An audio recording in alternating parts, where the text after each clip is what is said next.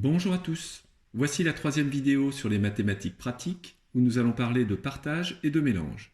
Alors commençons par définir ce qu'on appelle des nombres proportionnels. En regardant l'exemple suivant, on a la fraction 3 sur 7 et cette fraction est égale à 9 sur 21. Pour s'en convaincre, il suffit de remarquer que pour passer de 3 à 9, on a multiplié par 3 et qu'au dénominateur, pour passer de 7 à 21, on a également multiplié par 3. Lorsque vous avez plusieurs rapports qui sont égaux, on dit que les numérateurs sont proportionnels aux dénominateurs. Donc ici, on peut dire que les nombres 3, 9 et 6 sont proportionnels aux nombres 7, 21, 14. Donc proportionnel dans le sens où si 3 est proportionnel à 7, si j'en prends 3 fois plus, donc 3 fois 3, 9, et bien ici, j'en prends également 3 fois plus. 3 fois 7, 21. Et si j'en prends 2 fois plus, donc 3 fois 2, et bien ici, j'en prends 2 fois plus. Alors remarquez que les dénominateurs sont également proportionnels aux numérateurs. Donc on peut inverser et dire que 7, 21, 14 sont proportionnels à 3, 9 et 6. Pourquoi? Tout simplement parce que les fractions 7 sur 3, 21 sur 9 et 14 sur 6 sont égales entre elles. À partir de là, on va pouvoir définir ce que l'on appelle un partage proportionnel.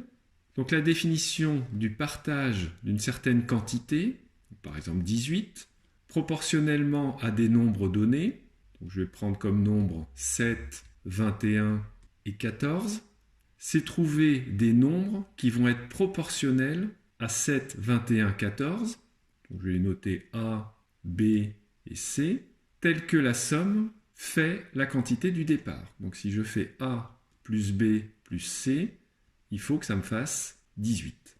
Donc je dois répartir la quantité 18 en 3 nombres, tels que ces nombres soient proportionnels à 7, 21 et 14.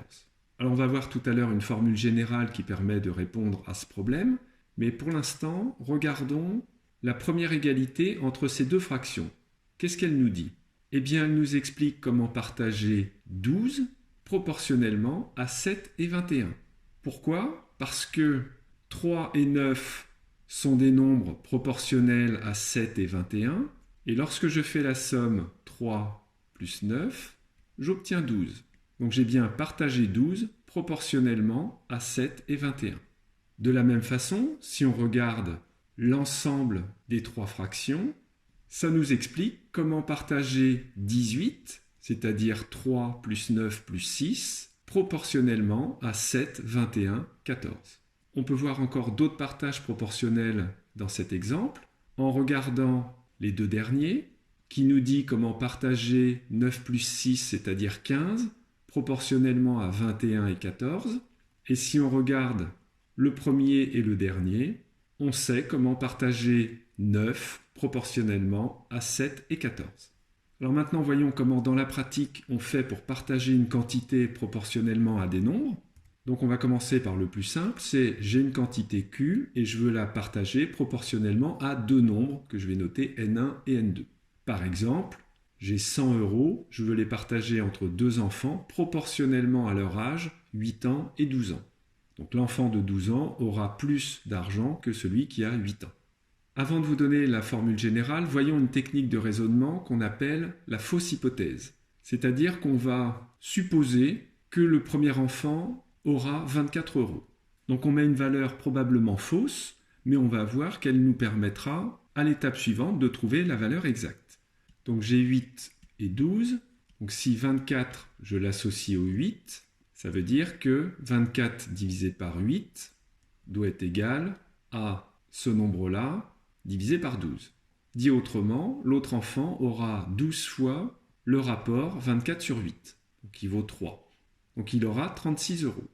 Effectivement, si je fais 24 divisé par 8, ça fait 3, 36 divisé par 12, ça fait 3. Le rapport est égal à 3.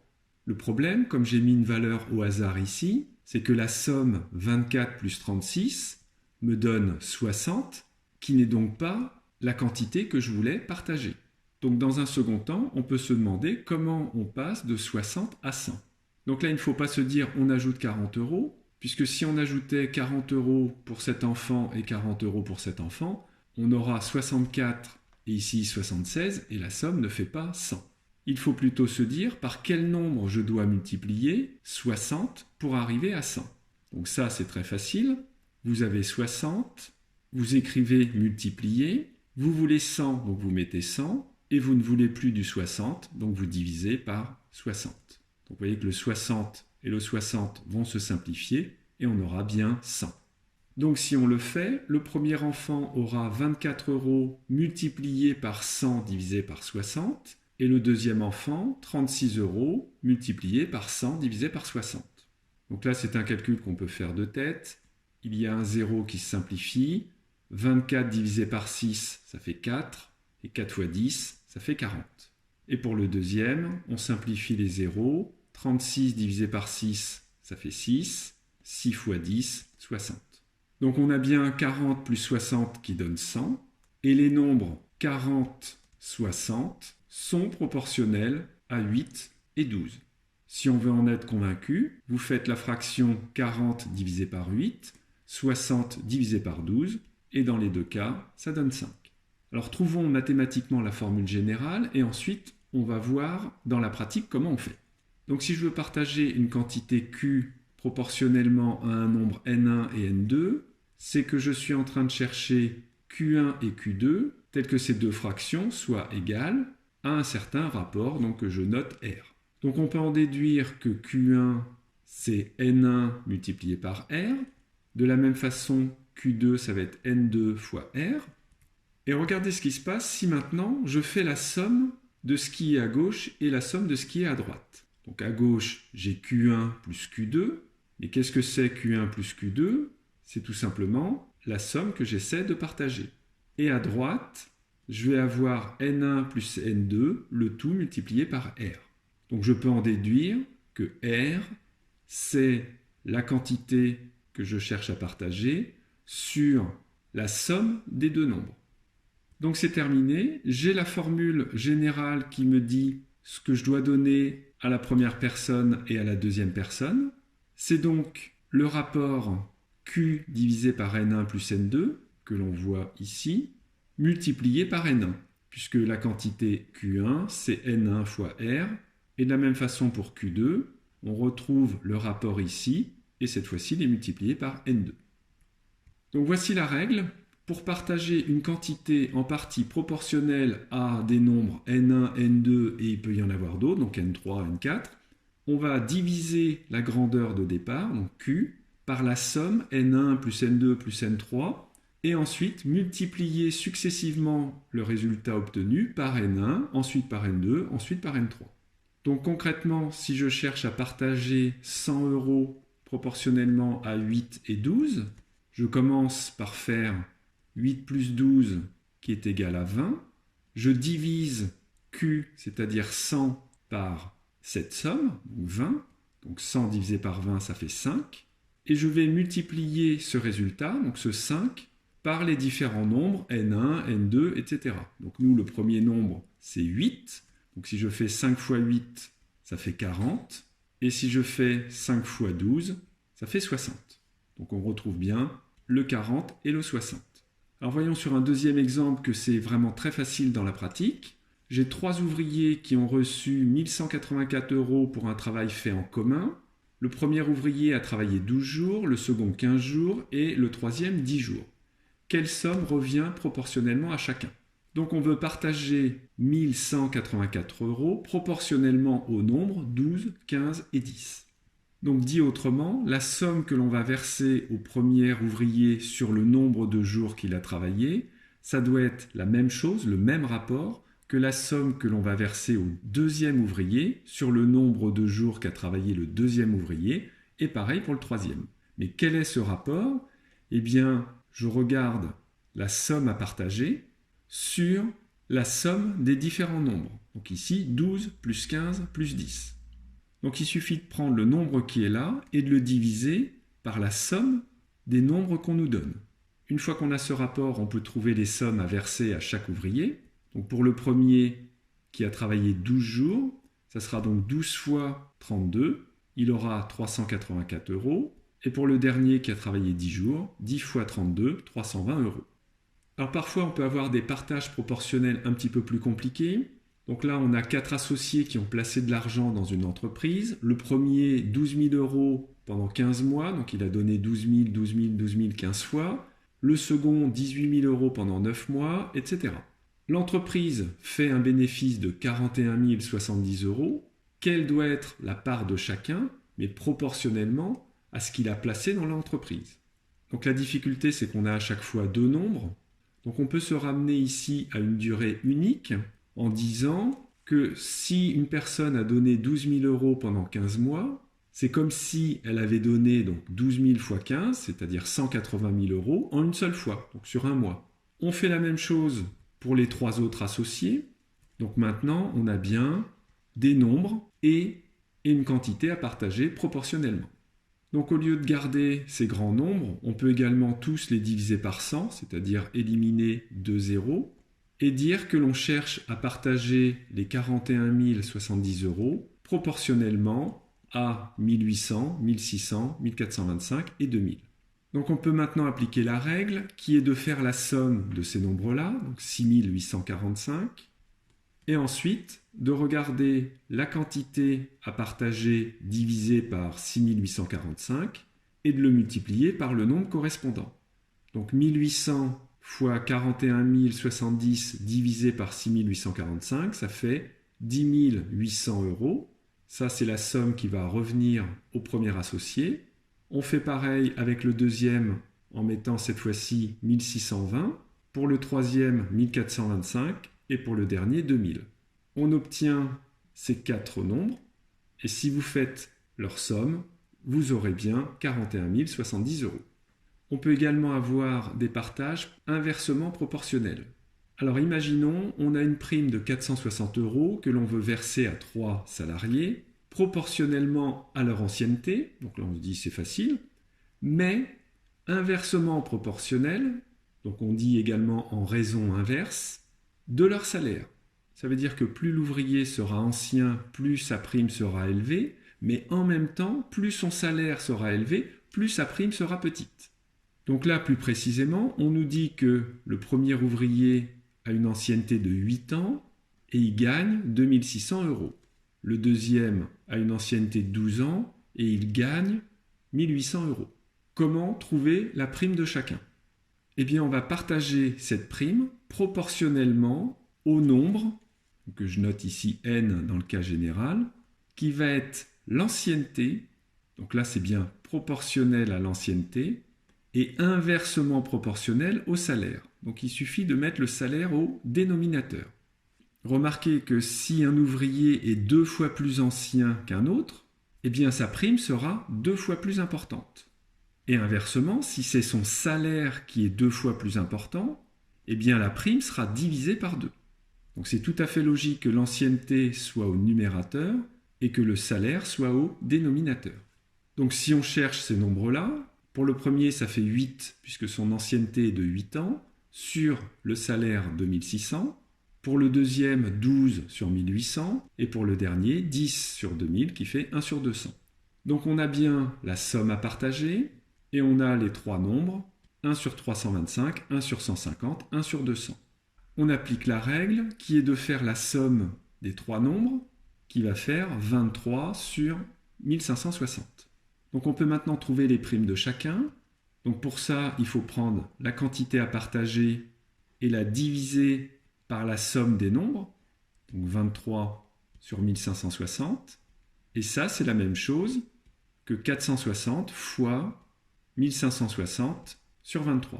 Donc c'est ce que l'on retrouve ici pour chacun des ouvriers. Et pour avoir la prime, on multiplie par les nombres correspondants. Donc 1 sur 325, 1 sur 150 et 1 sur 200. On obtient finalement 96, 208, 156 et vous pouvez vérifier que la somme fait bien 460. Alors passons maintenant au mélange avec donc une première notion qui est la valeur moyenne. Donc vous avez des marchandises analogues, donc par exemple des liquides, et vous allez les mélanger entre eux. À la fin du mélange, vous allez donc obtenir une marchandise qui va être semblable à ce que vous aviez au départ. Donc si vous avez mélangé des liquides, vous allez obtenir un liquide. Alors imaginons un vigneron qui va assembler différents types de vins. Donc ça, c'est ce qui se fait généralement dans les bouteilles. Donc par exemple, il va mélanger 150 litres de vin qui lui coûte 0,45 € le litre avec 40 litres de vin qui lui coûte 60 centimes le litre et 60 litres de vin qui lui coûte 50 centimes le litre. Donc une fois qu'il aura tout mélangé, il aura bien du vin et on nous demande quel est le prix d'un litre de vin de cet assemblage. Donc quel est le prix moyen de ce mélange. Donc pour répondre à ce type de question, il va falloir regarder quelle est la quantité totale à la fin du mélange. Donc il a mélangé 150 litres, 40 litres, 60 litres. Donc on aura un certain nombre de litres. Et combien lui a coûté ce mélange? Donc on aura un certain prix en euros. Donc si on connaît le prix total pour un certain nombre de litres, on pourra se ramener facilement au prix d'un seul litre. Il suffira de diviser le prix total par le nombre de litres.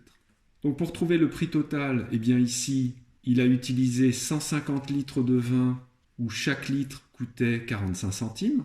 Donc il a déboursé 150 fois 0,45 €, plus 40 fois 60 centimes le litre, plus 60 litres fois 50 centimes le litre.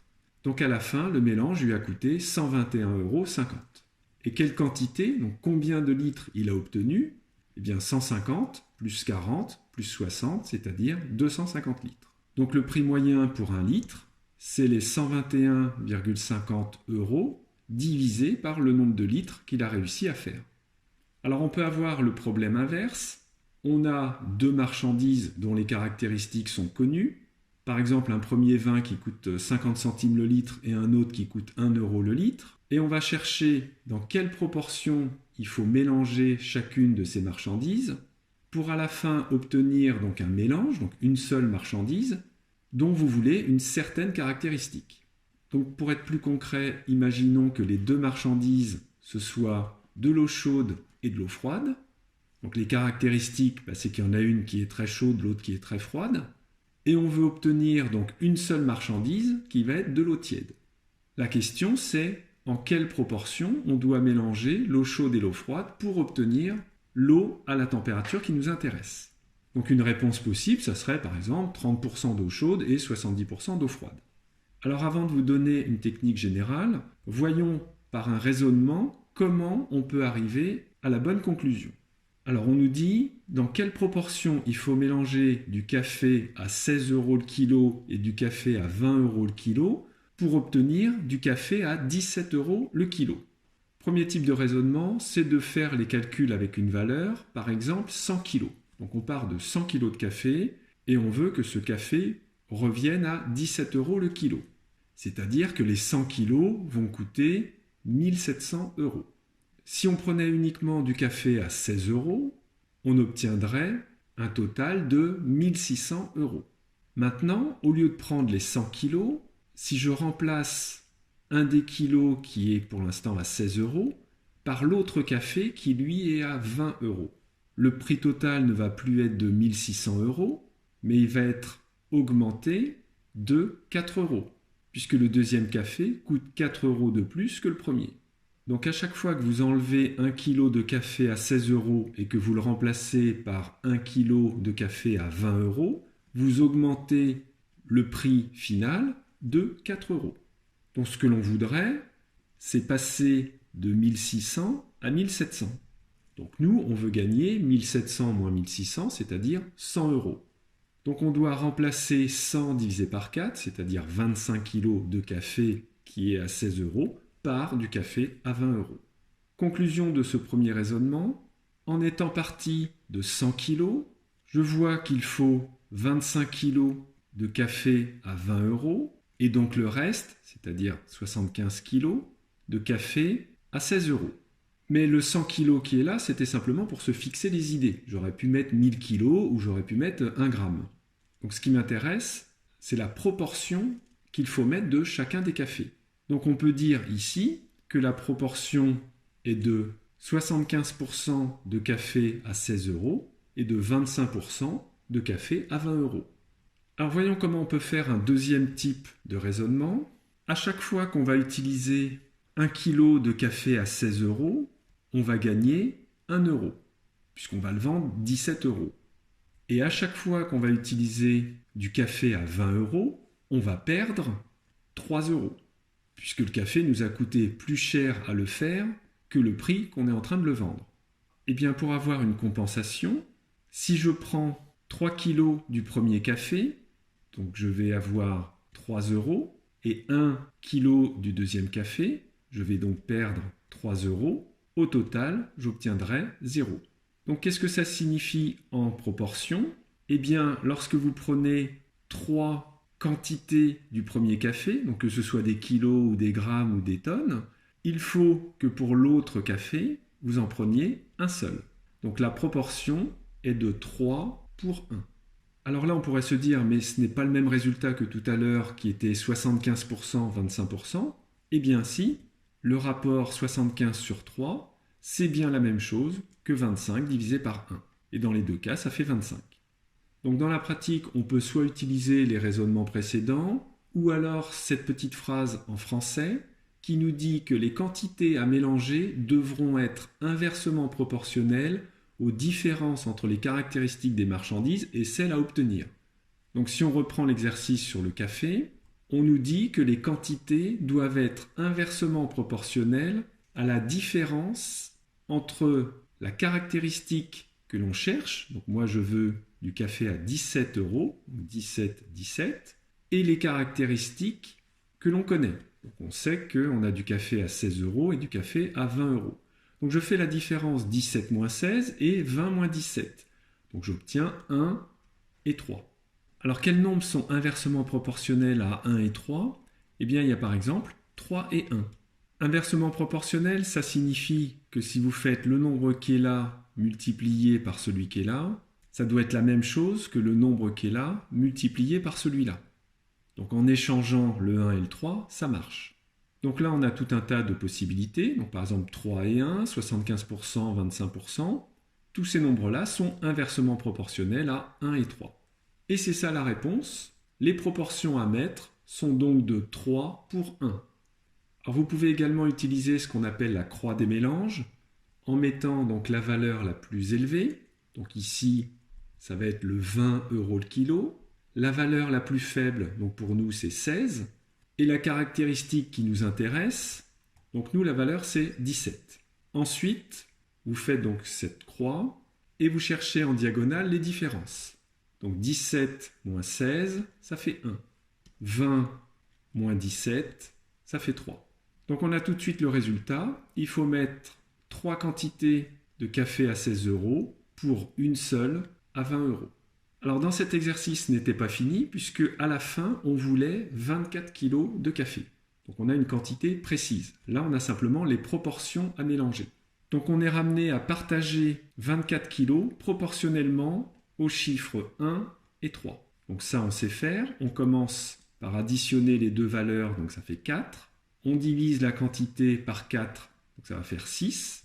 Donc le rapport est égal à 6 et on va le multiplier par chacun des nombres. Concrètement, ça fait donc 24 sur 4 fois 1, donc 6 kg pour le café le plus cher, donc, qui est à 20 €. Et 24 divisé par 4 fois 3, ça fait 18 kg pour le café à la valeur la plus faible, c'est-à-dire 16 €. On a bien 6 plus 18 qui fait 24 kg. Voilà, à bientôt.